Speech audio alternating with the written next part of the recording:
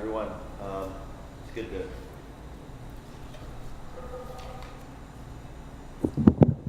Hi everyone. Hey, it's good to be with you this morning. Yeah, speaking of the time last night, I was like in a delusional mode at the very end. I was like, I don't know if the words I'm saying are actually logical, or I don't know that I'm not speaking heresy at this point, so I should probably go to bed. So, but for those of you on the East Coast, like you probably got up at 6 o'clock naturally. Like, yeah, that was me. I was like, oh my gosh, it's so dark out. But it's good to be here. It's good to be with you all. And I'm excited to talk about this. And so, even as we were in this time yesterday, I felt like there was, for some of us, it made it felt like the way we talked about the gospel yesterday was very innovative. It felt fresh. It felt new. And even talking about the idea of you could formally, in a way, kind of distill thoughts about the gospel into more formal pathways of explaining the gospel in contextual fashion. That may have also felt very kind of new and innovative. Today, I want to just own up to the fact that like what we talk about today in some ways might feel very new. It also might feel very old, depending on how you have grown up, what kind of church background you're from, what kind of chapter you're in. And so more than it being super innovative and new in a sense, it's more about naming freely that this is a thing that we do, that we can do, that we ought to do, that we are empowered and authorized to do by the way that God has made us. And we don't need to kind of hide or be abashed about that at all, actually, because perhaps God has made us for a certain kind of witness to one another, and we can embrace that. So that's what we're here to talk about today. Oh, it's not on, that's my bad.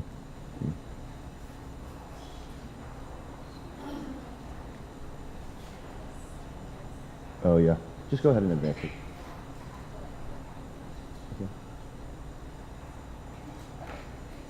Okay, so I've called this today Getting in Shape for Communal Witness. And this is part one of the tools that we've been working on. For those of you who are a little more can I just get a hand? Who's like a little bit more structural architect in the room? Okay, like about a third of us? Yeah, so this will probably be a little bit more up your alley, or also anyone visionary guide, right?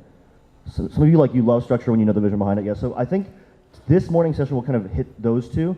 And my hope is that the second session that Nicole will lead will be also more about missional developer, right, and kind of sharing the gospel in an interpersonal level, working with people, right? So, but yeah, so we're going to talk a little bit about the 5 thresholds, but maybe more helpfully or more importantly, a chapter model that embodies or expresses perhaps some real distilled Asian American values.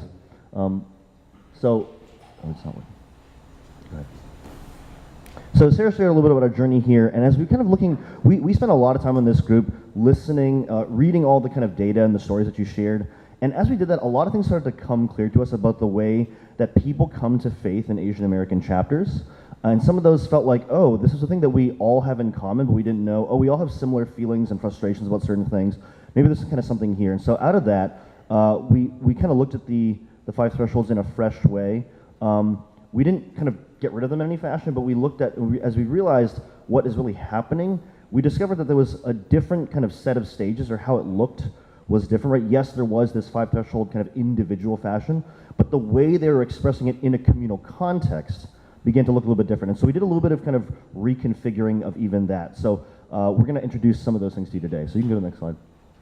Oh, and as we go along, I'm going to share about this model through a story of a friend of mine. So I went to Duke University as a student and was part of an InterVarsity chapter there that was mostly Asian, but not actually Asian specific at the time, right? But I think it's interesting because even then, when we weren't like purposefully Asian, the model that we're about to talk about actually applies very clearly, even when we weren't trying to do this. In fact, many times I, Lord forgive me, resisted this particular shape of ministry, but actually the Lord used it repeatedly to bring a significant number of people to faith, and it wasn't just one-offs, it was a pattern. And so the woman on the left there, if you can see that, her name is Rita, and I'll tell you a bit more about her, and her friend over there to the right is Faith, and so I'll talk about them a little bit and about how their journey plays out. So go to the next one. So what we noticed is that, as we took inspiration from the 5 thresholds and kind of read some of your stories, we realized that instead of 5 individual phases of kind of internal processing, right, we just have to kind of confess up front that like a lot of Asians, we are not very emotionally self-aware, right? So you can kind of best assess where we are at by our kind of group behavior and how we engage with the group as a whole. So one thing we noticed is that instead of 5 thresholds, what we really saw was that there were 3 major movements that actually people would go through instead.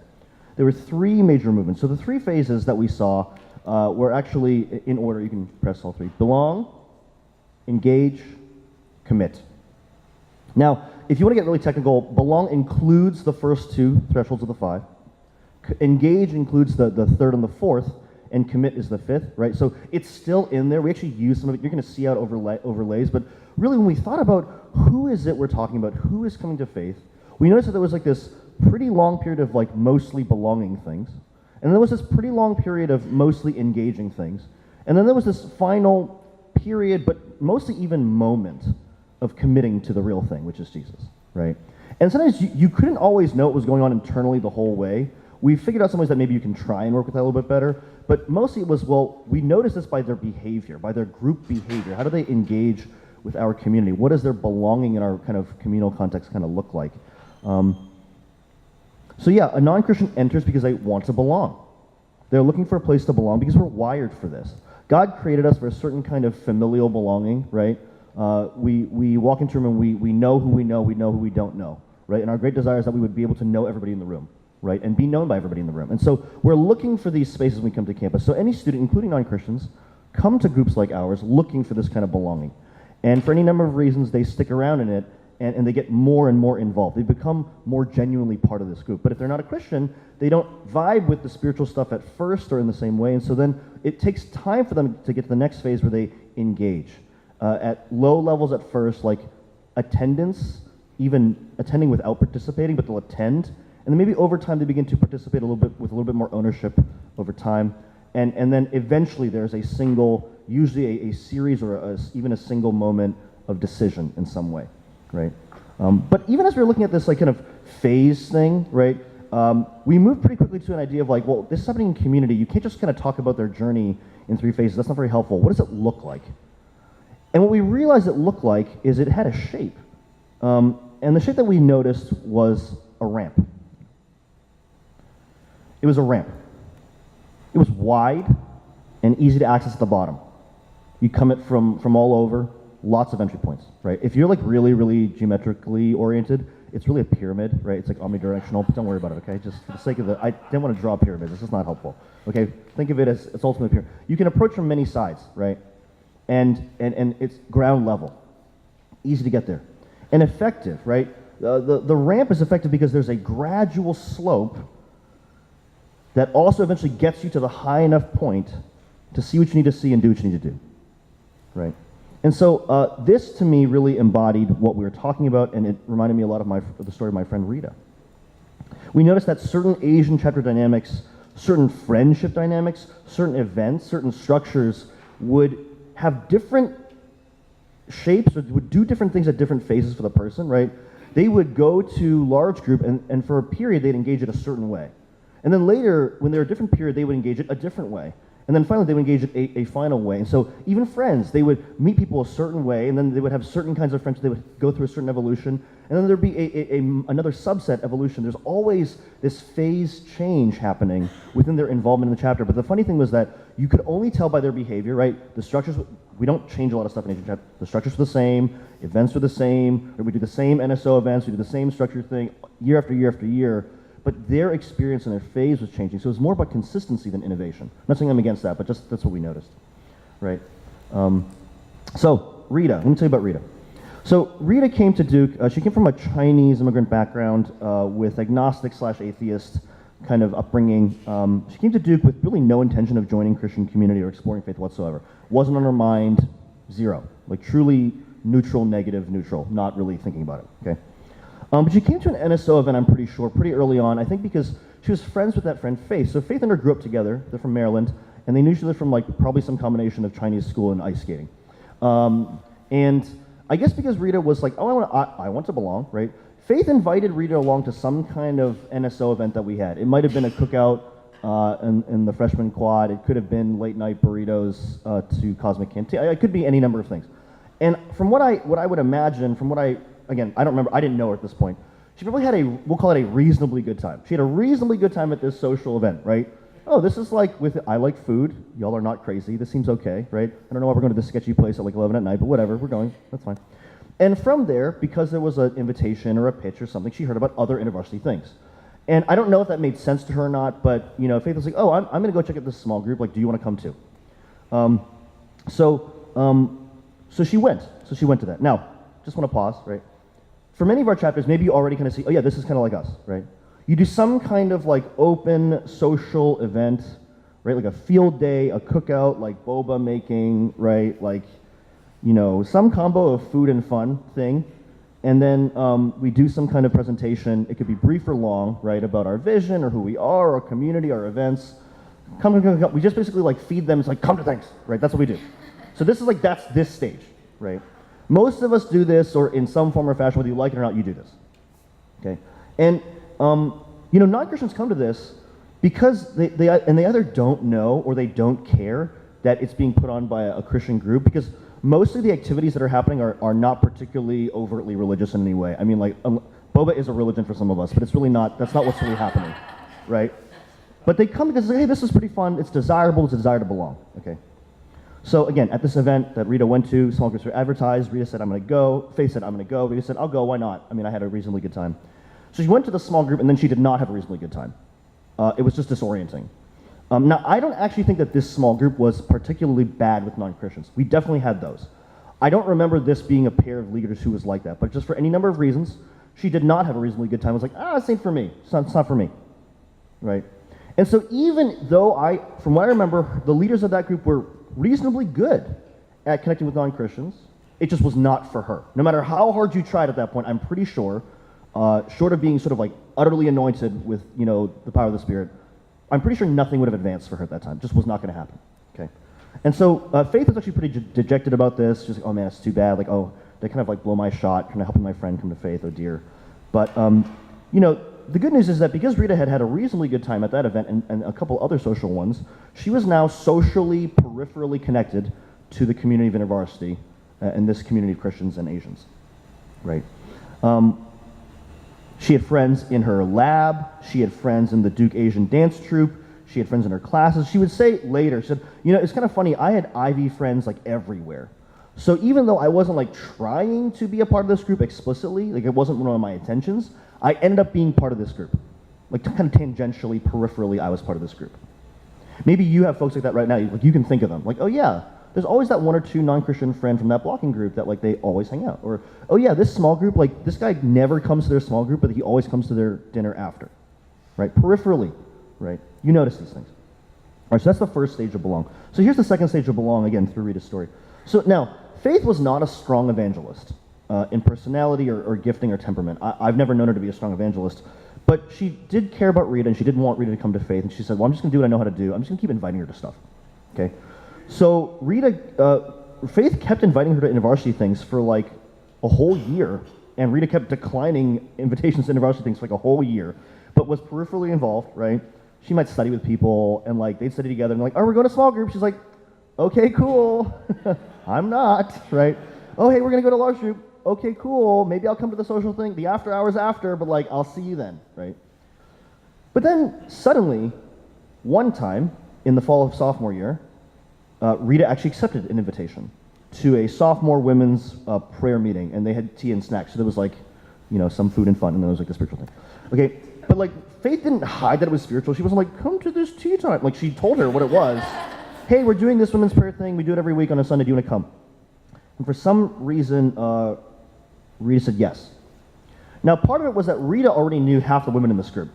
Like, she's already friends with half the women in this group. And she also went for personal reasons, though, too. And she didn't share that at the time. No one knew the personal stuff that was going on in her life. She just decided, I'm going to go. And this time, she had a reasonably good time. Some combination of life circumstances, personal openness, but really, the main kind of catalytic ingredient was continued belonging for a long enough period. That is what made this invitation actually make sense. It was no better or worse than any of the other ones that Faith had done. Faith had been equally faithful, equally articulate, equally considerate every single time. Nothing had changed except that Rita had belonged long enough, and then the other points of confusion or resistance moved a little bit. So she said yes. She had a good time at the prayer meeting, even though she didn't share her own requests, from what I remember, what I was told, right? But she did begin to confide in one of the students in that group who actually was a stronger leader when it came to evangelism, right?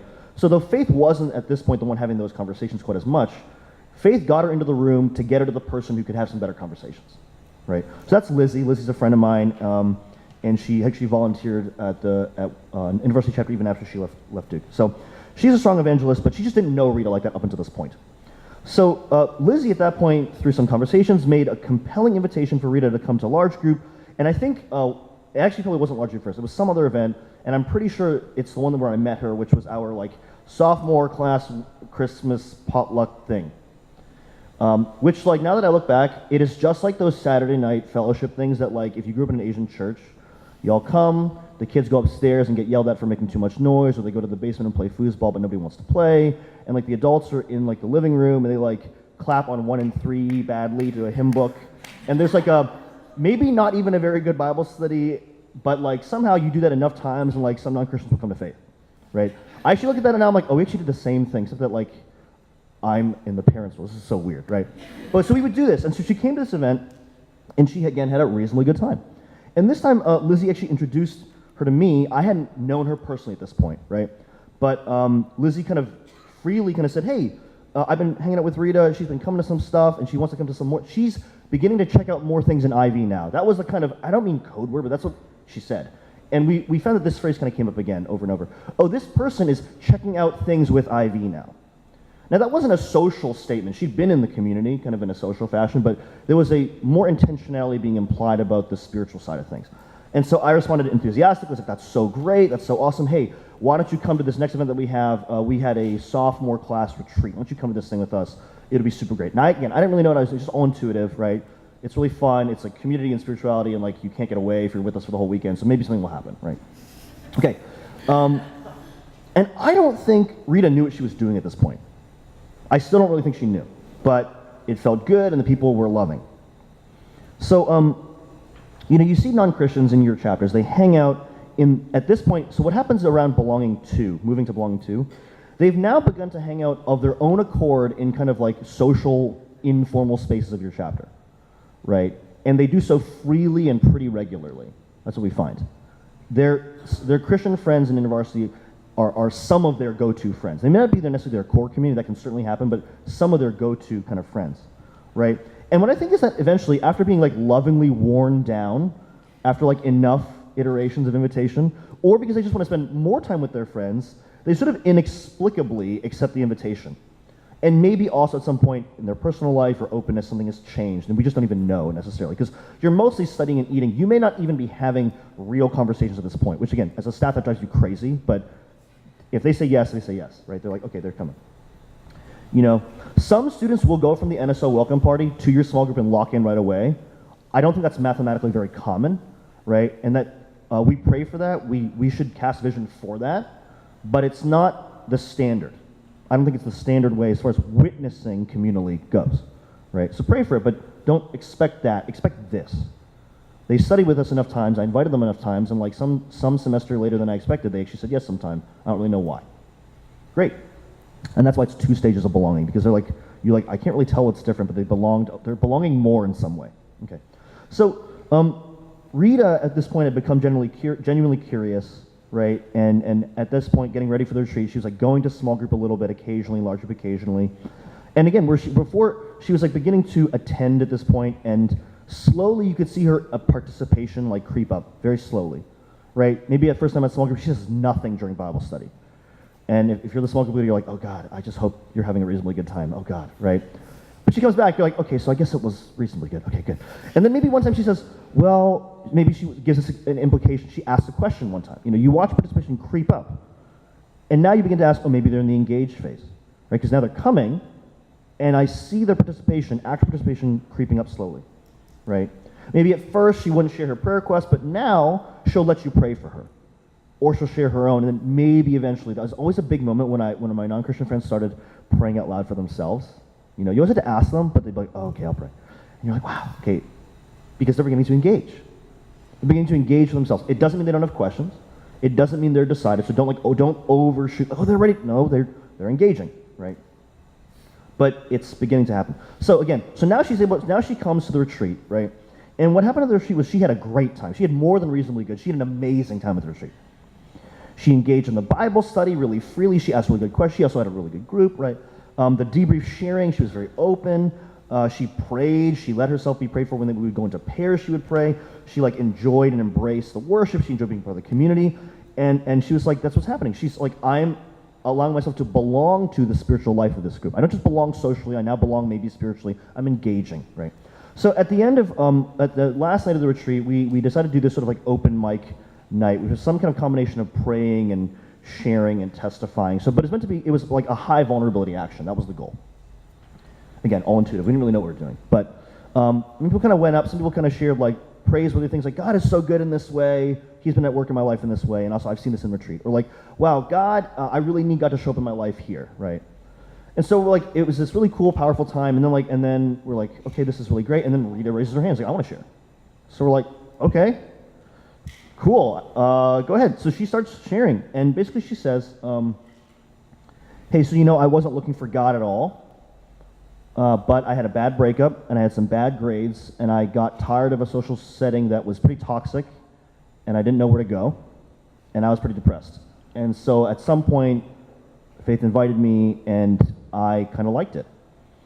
And I like don't really get everything. I don't really know what's going on, but I enjoy it. It feels right. I feel like I belong, and I don't really know what I think about God, but I'm pretty sure I see him through you. Something like that. It's so powerful, it's so personal. I'll also say I've heard that same testimony in that same shape over a dozen times. Again, this is a model we're talking about, right? The individual stories, but it's a model, right? That's what's amazing. I was like, and that was the first time I heard that kind of story. And there's so many other stories out of Duke InterVarsity and other chapters I've worked with at this time. Same kind of story, right? So through internal openness and through seeing the real spiritual life of the community, this person begins to say, maybe I could also participate. There is a credible way for me to engage with the spiritual life of this community. And so now they begin to, being part of the communal life socially and now spiritually, it begins to bring out their own questions, their real feelings. It brings out their life. They bring it out so that God, and then they sort of allow God in. I've got all this personal stuff, but I'm willing to bring it out into God's people, and like tangentially sort of through communal witness, God is using that to come in somehow. You just have to feel that. Now, I think it's actually pretty amazing that through communal belonging, the individual longings of the person come out, and actually I think in a beautiful way, we see the unity of community and individualism in this kind of action, right?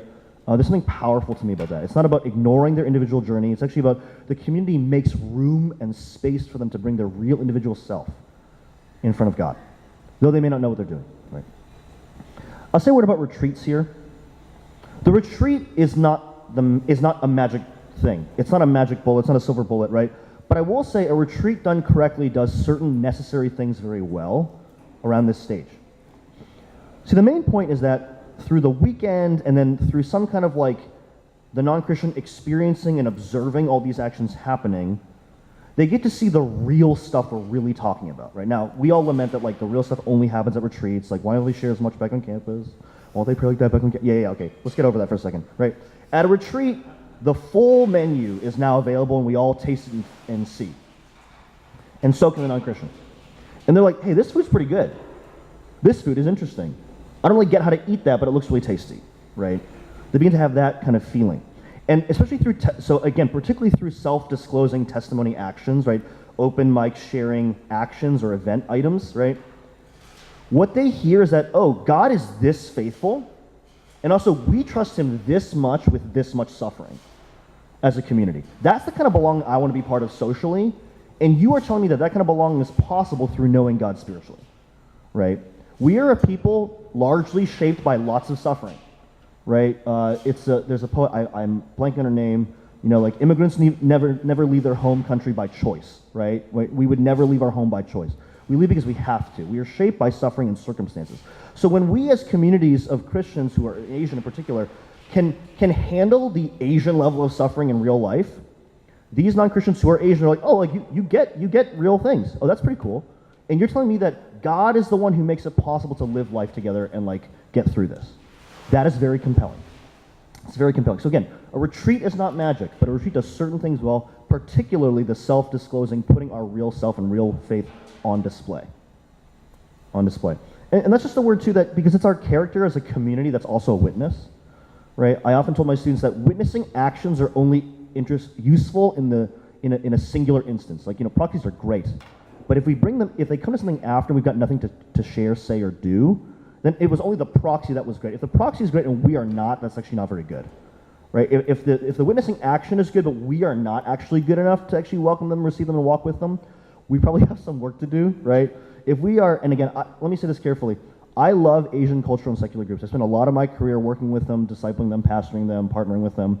I also point out that a lot of their internal social, relational leadership life is pretty messed up. And I've had a lot of students come to Asian chapters because why? They got sick of that. So like, it actually behooves us to say, hey, do we have a godly social, relational character that is a positive alternative to the other things in the world, right? We have a communal witness, right? Our community has to be healthy and loving enough, and welcoming enough, and patient enough, and forgiving enough, in a way that makes these non-Christians say, hey, this is maybe a better way to relate to one another. This is the kind of belonging that I want. And you're telling me it's through knowing Jesus. Great. Okay. So now, you see that I saw God through you. This is my life. I'm now looking into this with you all. That's usually what happens at the end of Engage 1. So then at this point, she's in Engage 2. But what's really funny is once you're in Engage 2, like most of the activities that have happened up at this point, they just keep happening. They keep going to small group. They keep going to large group. They come to another retreat. They go to chapter. They do all the same, like just rinse and repeat again. And it's like another lap around the track. Okay. And for some of us who are like, oh, we really want them to come to faith, we're like, it's infuriating at this point because we're like, wait, we saw so much growth. It was like this huge moment, and now they're like plateauing and we're freaking out. Well, this is just Engage 2. They are going deeper at their own pace and in their own way. We ought to be intentional, right? But they need another lap around the track. Now this time they're going to go to retreat differently than they went last time. And so they're going to go to chapter camp differently than they went the first time. They're going to go to larger differently than they went the last 17 times. There's a pacing thing that has to happen because why? They have lots of questions. They're thinking about their other loyalty, belonging obligations, whether religious or familial or whatever. And they need to figure out if this thing and those things, if they can square or if it's worth trading some for the other. Like there's a lot going on in there.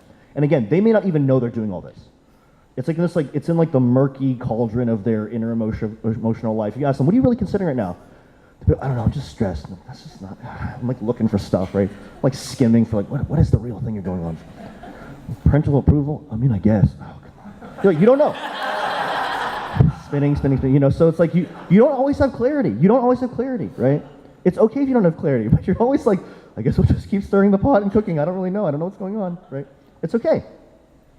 But it takes time for Asians to come to Jesus. And so the effort, you have to fight for them to stay in small group. You have to fight for them to keep coming to large group. You have to fight for them, just like you did the first time, for them to come to retreat. You have to try all over again, knowing that it's worth it the second time around. Okay? Part of it is a patience and a persistence on our part. And this one is probably the least gratifying stage from an outside perspective. You can't really tell what's happening. I will note that usually at this point, there's a subset of friends who they're beginning to have some more real conversations with. As an architect, I always want to predetermine who those friends will be. You can't usually do that, right? I think you can just generally train skills, right? We'll talk a little bit about that at some point, right? But hopefully in each small group there is some, statistical distribution of good enough Christian friends who can handle these kind of conversations. You sort of pray for that, right? And hopefully in that small group they will be friends with one or two of those people and begin to have those on a semi-regular basis. And you can be more intentional. So I wasn't Rita's closest friend at this point, by any means.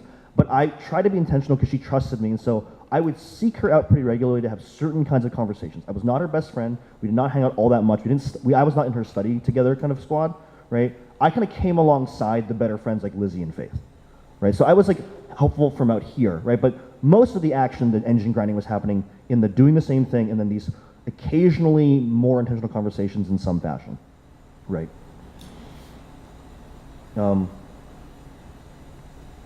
Sometimes Lizzie would kind of give her, help her process stuff that was going on in her life. Sometimes Lizzie would give her intentional Christian life advice. Like, well, hey, as a Christian, I would say this. Or as a Christian, I might consider this. Well, hey, I know you're not Christian yet, but maybe you want to think about it this way, right? Because the person's trying on for size the Christian worldview and the Christian life and the way of belonging. So they're open to this kind of question, right? You can't force it, but that's what's usually happening. And also at this point, Lizzie began sharing the gospel with her and talking about more of the 4 circles and stuff. There's a funny story where I actually shared the 4 circles with her at chapter camp when we were about to do lights out, and I got interrupted, and I was so livid. Steve Tamaya was the one who's joked. Steve Tamaya interrupted me, and he felt so bad after. But anyway, Story ends okay, right? But so I shared the gospel with her, and also like her reaction wasn't good. It wasn't like amazing, like, wow, this is the truth I've been waiting for. She's like, okay, that's like really cool. And I was like, oh my God, no. We tried so hard, and also because the timing of the year was so bad, right? Chapter camp's at the end of the year. We've been, again, the second time around the track, I'm like, we're not, dude, it's May, right? Like, if you go away, and we had some, I think, legitimate concerns. If you go away for the summer, you're not in your belonging community anymore, and like, we intuitively knew that the belonging was a major factor in this, right? Now, God is so gracious. She ended up going to New York for an internship, and also some other InterVarsity folks were also in New York for internships for the summer, and because they were good, belonging people, they're like, we should go to church together. Praise be to God, okay? So that was a cool thing, right? But so even though Lizzie shared the gospel with her, and like our staff shared the gospel with her, and I shared the gospel with her, and like her reaction was like, that's like cool, I guess, and we're all like dejected. Somehow, by God's grace, that summer she went to church with our friends, and she heard a reasonably good gospel explanation. This probably wasn't 4 circles, that's okay. God can use all things, right? And she made a decision to come to faith. I have no idea why. Except that it was, she'd heard it enough times. After engaging for long enough, after belonging for long enough. You'll notice also that all the things that happen at the beginning are always still happening all the way through the end. The 5 thresholds is great, I have nothing against it, but it tends to imply an individual and individualistic progression from a stage to a next stage. It kind of presumes the past thing is complete, right? I have found that if you can't help or try to help non-Christians stay involved in the core life of all the things summatively, cumulatively, then they can fall off this track. Again, we can't control that, right? But we ought to desire for them to be cumulatively involved in all the things to the degree that they can be, right? For some reason, that seems to make a difference, right? Cumulatively involved in all the things. So for you, that last moment, right, the engaging, at this point, gospel's being shared maybe multiple times. The reaction is tepid or open, but not amazing. And like maybe there is that one time where like the person really feels it, or maybe it's not.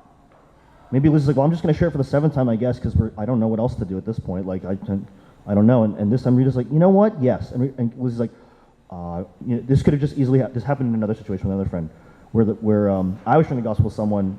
I didn't even think we were going to have a gospel conversation because like she had rejected it 17 times already. So we're like, well, I guess we'll just have another Christian life advice conversation. And this time it became that, and she's like, I think I'm ready. And I was like, I'm not. Whoa, I am not prepared for this part of the action, right? It can happen randomly in one-on-ones. I'm not saying small group calls to faith don't work. I'm not saying that, but in my experience, that social setting can feel a little bit like too much pressure. But a one-on-one is a little bit more safety, or like one-on-two. Or in large group, there's a little bit of anonymity, or like at church, they can be a little bit anonymous, like in the cauldron of their emotions, like they're like, it's just me, right? Usually the large group call to faith and the one-on-one or 1-to-2 seems to work better. Again, I haven't done enough small group calls to faith to know if that works or not. Maybe it works for you, right? But this time they say yes. Rita said yes while visiting a church in New York. I have no idea why, yet I also know why. The ramp. So, a word about large group. Don't be afraid about having calls to faith in a large setting. I know we worry a little bit about sort of like, well, what about social manipulation? Yeah, I get that, right? Do the work in your soul with that. Think through your practices. But it works because it makes room for them to have a private space with God, even though it's a public setting. It's a belonging setting, but they have a private space, individual space. Or, you know, we encourage our leaders to do one-on-one stuff too, right? Maybe that's how it happens. Finally, what I love about Rita's story is that it uses all of the structures and all of the kinds of people in the chapter. Right, so it's not about kind of like, you know, turning your like upcoming leader, like freshman class into like SEAL Team 6 of evangelists. One, it probably won't work, right? And then you'll just be sad. And 2, if it did work, it might not work after that, because like that's not normal for an Asian chapter setting according to this model. Right? I spent a lot of time looking for a certain kind of Asian student that I'm pretty sure God didn't give me because they weren't normal. They just weren't normal, right? But we're talking about normal Asian students, because eventually at some point, don't you have to do, if we're talking about reaching the mainstream of Asian Americans, don't we have to do things that make normal sense to them, to some degree? Right? Exceptional, innovative methods, like I'm looking for this like uber vision caster. Greg, you're looking for a white person who looks Asian. Like in a certain, and I was like, no, I'm not, I'm just looking for a really good evangelist. Again, I kind of drank the Kool-Aid. And then like, to think about all these kind of practices, like Faith was not a good evangelist, but she was the first best friend. and our social events were like not that great at vision casting at that point, but they were good enough. And then like we stuck around long enough to have other spaces you could join, and then we were open and retreat, including other non-Christians and also like some nominal. Like it was everybody who was part of the genuine witness in that space. It wasn't all like super Christians sharing their testimony. It was like everyone everywhere sharing their story. I wasn't that close, but I had a couple good comfort. Like everybody was involved. Large group was involved, small group was involved, NSO team was involved, exec was involved, and also non-involved. Like everybody was involved. And actually, wait a minute, isn't that what communal witness is about? It's about having a vision for a whole community doing something, right? No matter kind of where they're at, and believing that God wants to use that. So when we talk about this model, it's not about controlling everything. It's about faithfully trying to arrange our fellowship structures and cast vision for it to be the ramp that we ought to be able to be. Okay. So at this point, I've been talking for a long time. What I would love for you to do is, oh, you can click the next couple. Go back to that. Sorry, go back to that. Yeah, one. We'll come back to this slide, but you can see like at each stage certain things were the most important thing and certain attitudes were the most important attitudes from the students around. And again, you may realize, oh my gosh, I've never thought of these things. That's totally cool. You might realize like, oh, I'm really familiar with this. Weirdly, yes. It could be both for you. It could feel really new or really old, right? So we'll come back to the slide. So what we're going to do, you can go ahead next. I want you to spend a couple minutes thinking about your own chapter. Talking about various shapes. So we think that this shape actually applies to chapters of all sizes. I think this can work for a group of 8. It will look different because you don't have other spaces. You might have to like, hey, instead of large group, that church will perform the role of large group for this person, right? Or like, oh, this other thing that we go to will kind of help with this, right? But we actually think that the reason we like this model is because as a shape, it's about proportions, it's about a trajectory, it's not about size. Proportions of a triangle expand, the angles of a triangle are always the same no matter how big the triangle is, right? So that's why I think there's kind of something interesting to the logic. Here's some ways this can kind of go wrong, and maybe your chapter's like, this is my chapter. So go ahead, you can go to hit the next one. Sometimes your chapters are too steep. And we kind of expect them to get in a certain level spiritually a little too quickly, or make a jump that they're like, I don't know how to take that step. Like I can't do that, right? Hit the next one. Or they're too flat. So I think the too steep generally, this is a chapter that, not everything in the chapter you probably shouldn't make everything non-Christian centered, right? Because that probably eventually leads to watering down your actual witness and your actual discipleship. That's probably not a good thing in its entirety, right? But you do need to be non-Christian friendly, right? Non-Christian centered versus non-Christian friendly, right? You want to be non-Christian friendly. So again, if our small group leaders assume that everyone knows scripture front to back and like never prints it out, like that's a little too steep, right? Because even some Christians don't know where stuff in the Bible is, right? That's too steep. If our speakers don't think about that we have non-Christians in the room, if Christian students are sort of allergic to non-Christians, they sort of think they're all like pagans and terrible, right? Probably too steep, right? If we expect them to get on our level now spiritually, right? It doesn't make a lot of sense. Like in this, it's sort of like, oh, I see you like boba. You must also like Bible. Like, what? That's not a rational conclusion, right? That's not rational. You can go to the next one. I'm going to show you a couple alternatives to too steep. Go ahead. Everyone's a Christian, right? That's the boba to Bible right instantly, right? Like you came to one event and now you should join the prayer team. Like, whoa, like that. Calm down, right? That's a lot. I will say when I was growing up, because I grew up in a pretty white area, and I only went to church with Asians, I was like, oh, like, and also there were no Christians who were not Asian. I was like, all Asians are Christian, all Christians are Asian. It's not a good association to have when you're in college, but anyway. So sometimes our chapter's like, all Asians are Christian, right? And they just assume that they that's like the code, you come in. That's too steep. Next one. There's also this, like, if it's God's will, they'll find us. This is a chapter that doesn't do any like free/open social events, right? They do only internal events. They don't think they think it's unspiritual to want new people to join, right? They kind of have some kind of like unhealthy reform theology about who can come or not, right? That's not very helpful. But there's chapters like this, right? Some small groups are like this, right? Well, damage community. So if God really wants them, then they'll come. I'm like, how? You're in an unmarked basement in the bottom of your dorm. How are they going to find you? God will lead them. You're really making God work hard here. Like that's a lot, man. All right, next. There's also chapters that don't meet frequently enough to do anything, because this isn't even our spiritual community primarily, right? There are chapters that I know who, like, a lot of the, and I mean this generously, a lot of the leaders are double dippers, triple dippers, also lead in other communities. So it's pretty hard to do a full spectrum ramp. Even if they do all the things in like some relative proportion, it's not enough, right? Because you can't invite them into a life you're not actually living yourself. So I'm gonna offer that as a possibility of what steep can look like. These tend to be kind of like overly spiritual chapters, you know, a little bit too much Christianese. And I would say that one thing you can do to improve, you can improve by adding in explanations or instructions into every spiritual action you take in a public place. So like if you're gonna do a large group, explain prayer, explain worship, talk about, you know, if you want to give a brief caveat for why the series is what it is, or explain what the scripture, why we read scripture like this, right? You don't over-explain everything, right? But it helps to give some kind of primer about a lot of things. And when leaders plan things, they should think about the whole span of who's coming or who could come. And again, it's about proportionality. Don't make everything non-Christian centered, but be proportional, non-Christian friendly. We might have one or two non-Christians. Okay, so how do we account for those one or two non-Christians? Right, that's the kind of mindset. All right, here's too flat. Other chapters struggle with they either have a fear of the evangelistic action, they don't want to like pressure non-Christians, right? They're too flat. So they might have really good entry events. They might be very welcoming, but then after that, at some point, there's no way upwards or forward.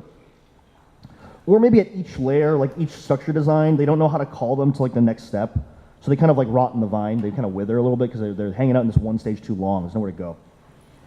Or maybe we think about the whole span of the room. We get nervous about kind of calling the non-Christian group or the nominal group forward. All right, so So this can either be your chapter is like they're timid and too afraid, or they're too worldly. So like if you've got a chapter who like most of your leaders post on subtle Asian traits just the way the pagans do, like this is maybe, you're like, oh, we're not any different. We're no different. We're no different. Lord help us. Or they're like, well, should we even say that we're InterVarsity? I'm like, well, how do they know who we are? Well, they'll know. What do you mean they'll know? They won't know. They won't know. Like, come on, right? They're either they're kind of, they tend to be a little more worldly, they struggle with discipleship issues, or they're timid. So this one, at the very end, they're like, well, who's going to ask the person to come to faith? Are you going to do it? No. Are you going to do it? I don't want to do it. You should do it. So it's like drawing straws, right? This actually happens. People get nervous, like, who's going to do it? And actually, the truth is, you probably all need to try it, because it's going to take at least 8 tries. So there's only 6 of you. So like, you all got to do it at least once, so it's not like really awkward. So it's like, poor Lizzie had to do it like six times. Like, poor Lizzie. She's like, this is really awkward. I keep having to do this. I wish someone else would help out. So I'm like, all right, I'll come in and help a little bit, because it's like, it's too much pressure on one person to have to like, well, let me explain it again. Here we go again, right? So they kind of pass it around. They don't want to do it.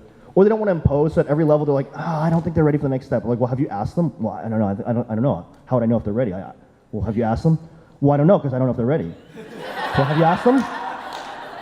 Will you ask them? What? I don't want to impose. Oh my gosh, right? So that's this. Or, you know, like I'm not saying this has to be the case, but like if our chapters are more cool than the worldly Asian chapters, we might have to be careful about this one. Like if our swag is better than theirs, like if our average person is like better looking, do you know what I'm saying? Like you need to be worried, right? Because like there's a way in which our communal witness needs to be predicated around differentness. I'm not saying you make that happen, but it just so happens that there tends to be a span, and there's a social hierarchy in the ecosystem, right? And where do you fit in that? And how are we discipling that? And how are we cultivating that, right? If we're getting non-Christians to come because we're out-cooling the non-Christian Asian groups, we're gonna have a lot of work to do once they come in. Are we ready to do that work? It's a question we have to ask, right? So are the too steep or too flat? Okay. All right, so now I'm gonna pause. We talked about the model a lot. I want to take a second and think, do you have questions about this model? Do you have questions about how it works, or how to apply it, how to use it to assess? We're going to do some assessment time after, but do you have questions? So take a second to think, and then we'll do some raised hands.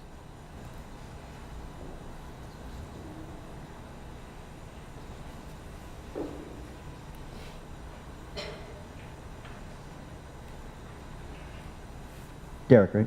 Yeah. Have you thought much about how all this fits into like that transition from millennial to Gen Z generations are?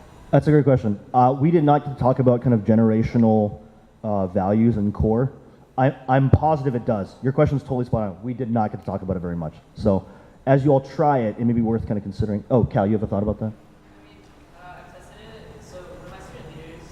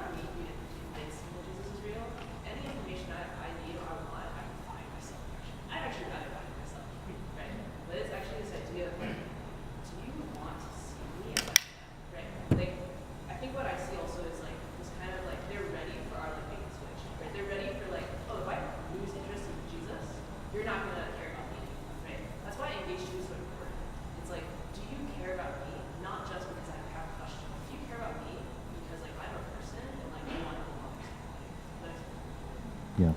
I also think this is a tangential thought. It's also why, related to that, Asian chapters, they tend to like doing things like, let's do issue-oriented apologetics discussional groups, and like that, it can work, but usually it's a bunch of randos who aren't connected to the community. And so you almost never get action off of it after, right? Like we used to hold gigs that were very overly open in a sense. They were sort of they were like a spiritual engaged thing at the entry level of belong when the person was kind of there, and like they would never stick. So we can almost never kind of follow through them. Again, if you've made it work, that's awesome, right? But I've never seen it work that way because I think, again, the model sort of tells you that there's certain limits to certain actions you can try at certain points. So yeah, just a thought, but great question. Yeah. Other questions? Yeah, Steven. I'm afraid this question was down shallow, so it's a question kind of around effectiveness. What has been the difference when you see process was practiced as opposed to maybe a period when it wasn't? How many people you see reaches them? So I'll give you, from my experience at Duke when I was a student there, yeah, sorry. So the question was, how is this, when you look at this model, what is the kind of outcome when it's practiced effectively versus not really practiced actively? Like, is there a difference, right? So all I know is that the period where I was there at Duke, right, and again, it's not saying anything about the staff, it's just there was a particular time of certain things and people who had came. My class in particular had a bunch of, maybe we'll call them the right kind of people with the right kind of energy, right, who intuitively did this thing. As I look back now, like we just intuitively kind of got that. I don't really know how we got it, we just did. Even though at times we actively kind of didn't want to do certain things, we just did them. In that period, my year, we started out with about 16 students, maybe 18 if you include some of the stragglers, as freshmen. And maybe one of them was not a Christian, right, one in the group. By the time we were seniors, we had grown to 48, and we had 10 people come to faith for the first time, and another 10 make major recommitments from being nominal or having fallen away. So it is interesting to me, kind of looking at that now, because a lot of that happened in the context of a larger chapter, but it was also that focus group of the grade, right? So again, you can make it happen without having a lot of edifices around you, right? A lot of it was very social, right? Most of Rita's core friends were people in my grade. Most of like Angela's friends, who also came to faith, were people in my grade. She was housemates with one of my people, right? So that was a pretty significant uptick in conversion and recommitment, and like a lot of people kind of grew in leadership too. So I think what I saw from using this model, when it works, I think for the community, people find their place, and that's affirming, right? To be part of the witness, you don't have to be a perfect evangelist, right? Faith has a place in the community. Right? She was never an official leader for the chapter, but she was very much a part of the community, doing meaningful work in the witness, right? And there's just the different parts of the body kind of interact, and so we also, because we're still testing this, we don't have data, we haven't tracked this in that sense, because we actually want to know. But I think intuitively it works. I've seen it in my own anecdotal experience and other chapters I've worked with, it's worked. Also tell you two things. This is how all Asian secular cultural organizations do their job. They indoctrinate you through NSO, they bring you on a retreat where you drink a lot, they induct you that way, they make you dance in a way that you've never danced before, 2 times a year, and then you sing songs, right? And they ask you to apply for leadership, and then you do. Right? Again, I love them. I'm saying that just to point out, like the ramp is the same, right? Oh, you came to this thing, do this thing. You came to this thing, do this thing. So it works there, and the reason I think that's instructive is because they're probably less influenced by sort of like Western inflected ways of thinking about community because they kind of have their own ecosystem, right? So they all do this. When I was at the University of Virginia for 7 years, they all did this. All the most successful groups had this on-ramp process for like who was really in the community. Now they were a little bit savage about who counted and who didn't count sometimes, right? But they have a ramp, and they stuck to it. And they didn't deviate from the ramp. They deviated from in terms of other stuff they did to project their image. So I think I've seen it work in Christian context. I've seen it work in Asian secular context, right? This is the ramp. I think it's part of how we're wired by God. I also think, interestingly, I think this is pretty Trinitarian. Family is the major relational unit that God created. There's actually every other relation, in my opinion, every other relational unit derives from family, right? So friendship is important in kind of Western culture, but friendship is really a derivative of siblinghood. It's supposed to be. Leadership is really a derivative of parenting, right? So when we are the right kind of family, right? Don't we talk about Asian chapters like family a lot? Or they want you to, even if you don't want to, right? Like, I'm not your mom, I'm your staff, but actually, like, maybe you're kind of their older sister. Maybe you're their aunt. Like, I have this personal theory that like at some point in Asian ministry, you probably have to figure out the proper familial role to execute with the person you're working with and be able to switch appropriately, which can feel like mind-numbing because you're like, oh my gosh, I don't want to be your dad today. This is too hard. Like this, you have too many issues. This is too hard, right? I just want to be your staff, right? Right. So, but as you do that, hopefully this family shape, right, it's Trinitarian, also it's triangular, right? It points upward, it gets them somewhere, right? And as they belong, wouldn't it be cool if our families were patient enough, like again, most Asian families are not very adoptive, but this is an adoptive shaped family. You can come in at your own pace and we just generously feed you and invite you and long for you to be utterly belonging as one of us. But we will be patient with you in that entire process along the way. You know what I mean? That sounds like the kind of belonging most of us would really long for, even biblically, but don't know how to name, right? So I think I can see that even scripturally. So, Grace, did you have a comment? Yeah, so a lot of this model is super exciting, and I had an AA chapter that did this, but then died. So a lot of this depends on communal health.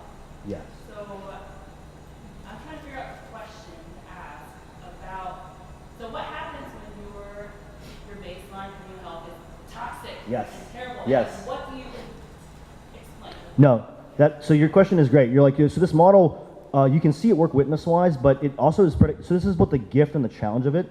It really is predicated on your communal witness. Your witnessing sheen is not going to be good enough here. It's not going to be good enough because your life has to be worth living as we journey together, right? So, I think we have to crack the nut of upper class and small groups or whatever like small group unit you use, which again, like Joho and I have been laughing about how like ever since he was a CSM, we could never get it right even then. I was like, well, that's not comforting, Joe, but it's okay. I guess we all struggle with the same things, right? But that's one thing that we kind of need to work on because when people get older, they feel like they don't belong anymore. They're like, well, everyone focuses on the freshmen, not me, right? That's usually what they say, right? So you have to figure out a way that they can experience belonging and leadership, ownership, maybe not leadership, ownership as they get older, right? And we might have some theories about eventually like, well, do you do class-based stuff? What do you do with year-based stuff? I don't really know. It's just a theory. I will say discipling ultimately is unfortunately important because it is the slowest mechanism. You have to multiply your discipleship mathematically. I could never do this at UVA. I was good in like, if you gave me 2 hours, it was like we were doing surgery.